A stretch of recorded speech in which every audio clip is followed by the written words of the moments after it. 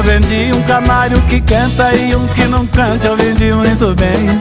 O que canta eu vendi por 50 e o que não canta eu vendi por 100. Perguntaram qual a diferença, porque o que não canta teve mais valor. O que canta pega a moda pronta, mas o que não canta é o compositor. O machado cortou, cortou, cortou, cortou. O suor escorreu, a madeira gemeu e o cavaco voou. O machado cortou, cortou, cortou, cortou. O suor escorreu, a madeira gemeu e o cavaco voou. Madeira gemeu, o cavaco